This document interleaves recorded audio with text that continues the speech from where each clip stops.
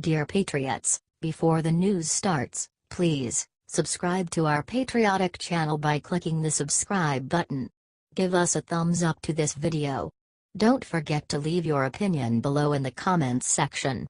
Share the news on Facebook and Twitter so you friends see it. Thank you. Don Lemon just screamed no 9 times so a Republican couldn't talk about Benghazi. It should surprise nobody that hosts on liberal news network treat conservatives and others who don't agree with their narrow points of view very poorly. It is also nothing new that leftist media figures are, like all liberals, allergic to facts. What was a bit jarring, however, was when CNN host Don Lemon went so far as to shout the word no 9 times so that Trump-supporting conservative guest Ben Ferguson could not keep talking about Hillary Clinton's Benghazi scandal.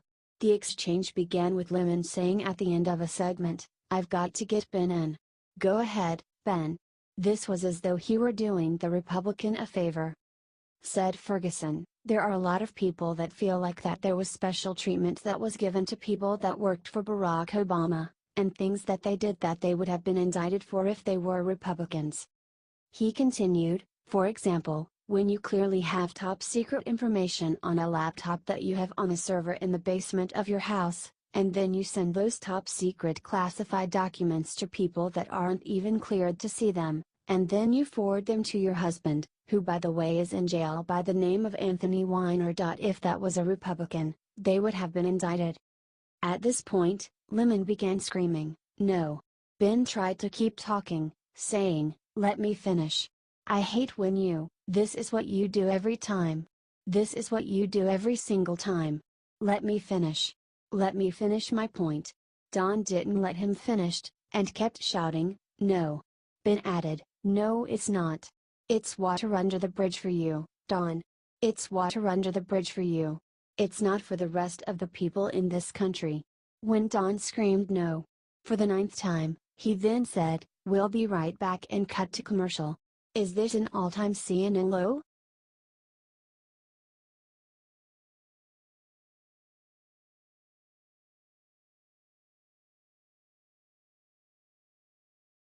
James Woods demolishes Liz Warren with amazing burn after she claims "I believe in science." A wide swath of the country, particularly east of the Mississippi River, has faced the coldest temperatures on record for this time of year. In the Boston area, for example, the temperature on Friday dipped down to a single degree Fahrenheit.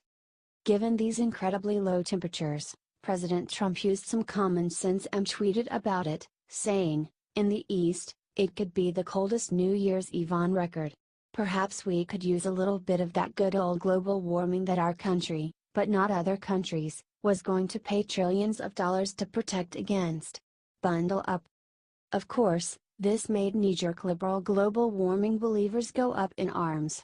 Predictably, one of these people was Democratic Massachusetts Senator Elizabeth Warren, who tweeted back at Trump, "I'm going to say something really crazy. I believe in science.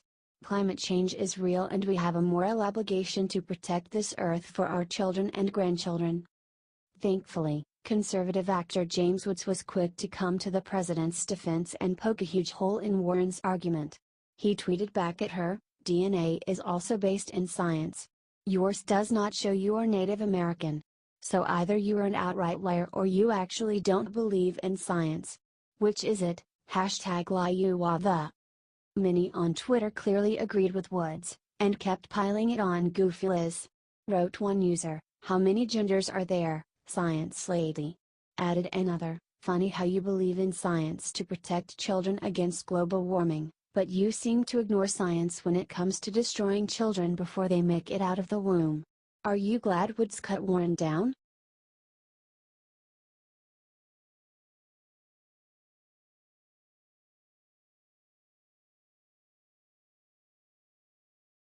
The professor who said Trump and Whiteness caused Vegas shooting just got what he deserved. Ouch. The leftist professors that have held America's top institutions of higher learning hostage since the 1960s are well known for making truly stupid, baseless statements about cultural issues. This has, of course, increased during Republican President Donald Trump's time in the White House. One professor may have held the distinction of being the most ridiculous of them all, and that's Dr. George Zachary Ilomar, who taught at Drexel University in Philadelphia. Thankfully, Professor Zachary Ilomar just informed the university that he has resigned from teaching there.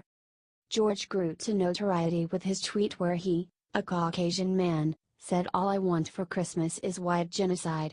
Later in the aftermath of the tragic mass killing at the country music festival outside the Mandalay Bay Casino in Las Vegas, the professor claimed that the white supremacist patriarchy was to blame for it.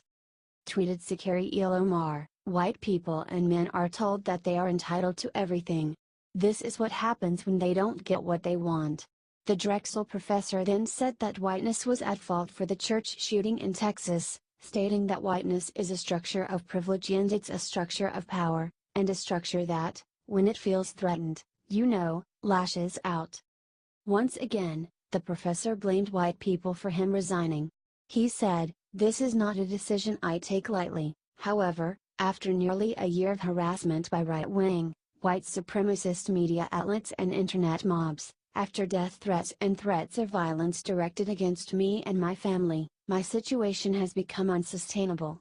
Staying at Drexel in the eye of this storm has become detrimental to my own writing, speaking, and organizing. Are you glad this unhinged bigot will no longer be teaching college students?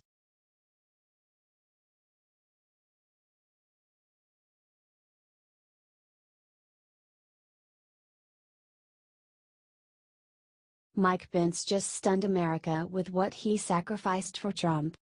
Vice President Mike Pence has weighed in on Charlottesville riots and attacked that left-wing woman dead, condemning the white supremacists at the rally, The Hill reports.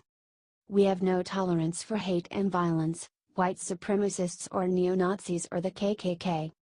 President Trump has been hammered all weekend by the mainstream media for not naming those groups specifically when he initially commented on the attacks on Saturday. The president's initial comments were, "We condemn in the strongest possible terms this egregious display of hatred, bigotry and violence on many sides, on many sides."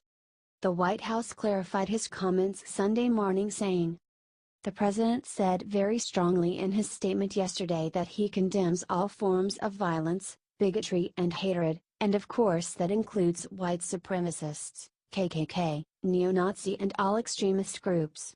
He called for national unity and bringing all Americans together."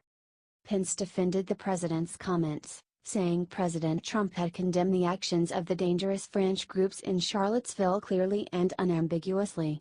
Pence also called out the media for its unending criticism of President Trump's initial comments. "I take issue with the fact that many in the national media spent more time criticizing the president's words than they did criticizing those that perpetuated the violence to begin with. We should be putting the attention where it belongs, and that is on those extremist groups that need to be pushed out of the public debate entirely and discredited for the hate groups and dangerous French groups that they are." Pence sacrificed his time and dignity to point out the glaringly obvious to the MSM, and that's why he is such a great right-hand man to President Trump. The president has been urging for unity and condemning extremism all weekend, and the press is still in hysterics saying that it is not good enough. Let's get Pence's message out by sharing so everyone gets the message. Yes, the president does condemn extremism, and that includes the KKK, neo-Nazis, and white supremacists. H.T. The Hill.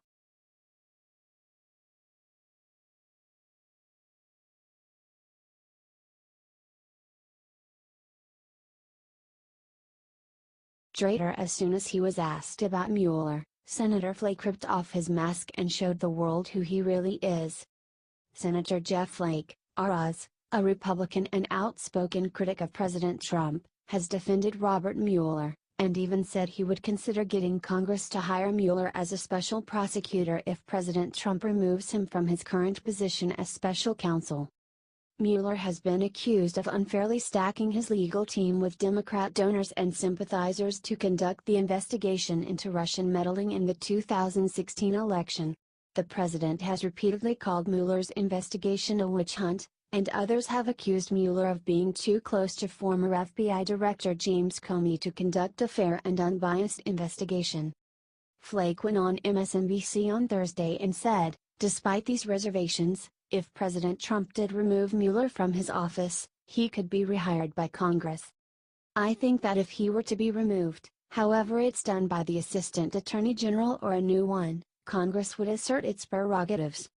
That would mean hiring a special prosecutor, and that might even be Bob Mueller.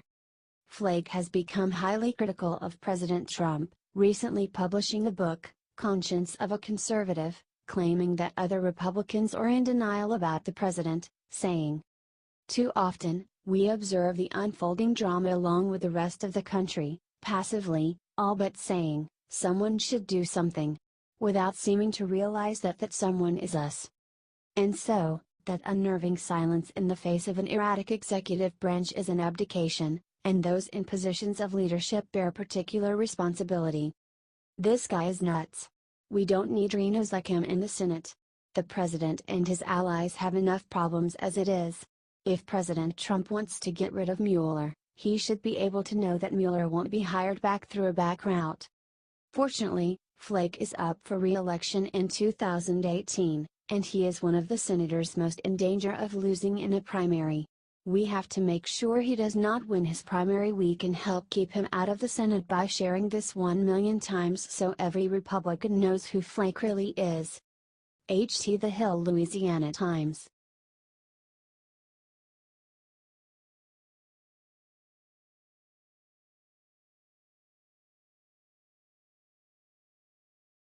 Diamond and Silk just leapt to Trump's defense with viral rant that will have every American cheering. The violent events in Charlottesville Saturday that claimed the life of a young woman caught the nation by storm. Conservative YouTube personalities Diamond and Silk got on Fox Sunday to defend the president's response to the tragedy, and to give their own analyses of the events, and they had a lot to say. Diamond said, "Neo-Nazi groups, the KKK, which was created by the Democrats, all of these other groups, they were all spewing hate and they were all creating violence, and all of them should be condemned and denounced. Period." Diamond put out a call to white supremacists, saying if they don't like those of different races, you need to build yourself an island and go over there. The president was widely condemned by the media throughout the weekend for his initial response to the attacks. His initial statement condemned all forms of violence, while many argued he should have called out white supremacist groups by name. This was his statement. "We condemn in the strongest possible terms this egregious display of hatred, bigotry and violence on many sides, on many sides." Diamond came to President Trump's defense on that issue, saying, "The president cannot be one-sided. He has to look at everything that's going on. I didn't like the white nationalists, the KKK, the neo-Nazis, David Duke, but I also didn't like Black Lives Matter and Antifa." Silk concluded the talk with one unifying statement. "We are the United States, not the divided states, and we are one race, and that's the human race.